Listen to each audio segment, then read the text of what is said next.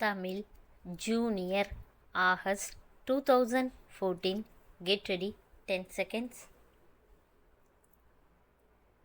5 seconds. Start. மாண்புமிகு பேரவை தலைவர் அவர்களே, உள்ளாட்சிகள் நகராட்சிகள் சம்பந்தப்பட்ட இந்த மானியத்தின் மீது நடக்கிற விவாதத்தில் பங்கு கொண்டு எனது கட்சியின் சார்பாக சில கருத்துக்களை சொல்ல வாய்ப்பளித்ததற்கு முதலில் என் நன்றியை தெரிவித்துக் கொள்ள ஆசைப்படுகிறேன். நம்முடைய நகராட்சிகள் ஆனாலும் சரி, பேரூராட்சிகள் ஆனாலும் சரி, அவைகளுக்கு அதிகமான அதிகாரம் வழங்க வேண்டும் என்பது எங்களது முதல் கோரிக்கை ஆகும். இரண்டாவது, பாதுகாக்கப்பட்ட குடிநீர் நம்முடைய தமிழ்நாட்டின் எல்லா பகுதிகளிலும் கிடைக்க வழிவகை செய்யப்பட வேண்டும். மூன்றாவதாக, நகரத்தினுடைய கிராமத்தினுடைய சுகாதாரத்தை பேணி பாதுகாக்கின்ற நடவடிக்கைகள் எடுக்கப்பட வேண்டும். நான்காவதாக, மின்சார பற்றாக்குறை ஏற்படாமல் பார்த்து கொண்டு தடைகள் ஏற்படாமல் தொடர்ந்து மின்சாரம் எல்லா பகுதிகளிலும் வழங்க ஏற்பாடு செய்ய வேண்டும். நான் குறிப்பிட்ட 4 பிரச்சினைகளையும் கவனமாக பரிசீலித்து தீர்க்க முயற்சி செய்வது இந்த அரசின் கடமையாக இருக்க வேண்டும் என்பது எனது அவா. நான் ஒரு நகராட்சியில் சில ஆண்டுகள் நகர மன்ற தலைவராக இருந்த காரணத்தால் சொல்லுகிறேன். நகராட்சிகளின் அதிகாரங்கள் ஏதோ காரணங்களால் குறைக்கப்பட்டிருக்கின்றன. தேர்ந்தெடுக்கப்பட்ட உறுப்பினர்களை கொண்ட நகராட்சிகள், பேரூராட்சிகள் ஜனநாயக அடிப்படையில் ஒரு தீர்மானம் நிறைவேற்றி அதிகாரிகளுக்கு அனுப்பினால் அது ஏற்றுக்கொள்ளப்பட்டு நடவடிக்கைகள் மேற்கொள்ளப்பட வேண்டும் என்ற என் வேண்டுகோளை இந்த மன்றத்தின் முன் வைக்க விரும்புகிறேன். நிதி பற்றாக்குறை நாடு முழுவதும் உள்ள நிலைதான்.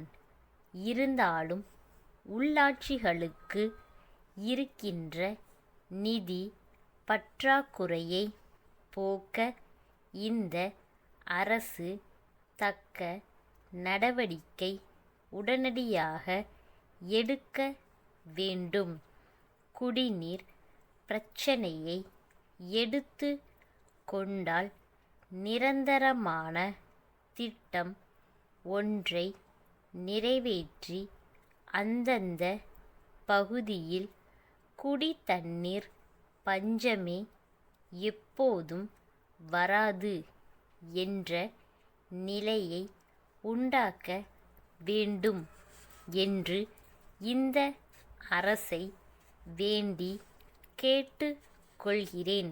சுகாதாரத்தை பாதுகாப்பதில் துப்புரவு தொழிலாளர்களின் பங்கு அதிகமாக உள்ளது. அவர்களின் வாழ்வே இதில் பின்னி கிடக்கிறது. விஞ்ஞான ரீதியில் நவீன மயமாக்கப்பட்ட முறைகளை பயன்படுத்தி சுகாதாரத்தை பாதுகாக்க வேண்டும் என்பதால் தகுந்த நடவடிக்கை எடுக்க மீண்டும் வலியுறுத்தி என்னுடைய உரையினை நிறைவு செய்கின்றேன்.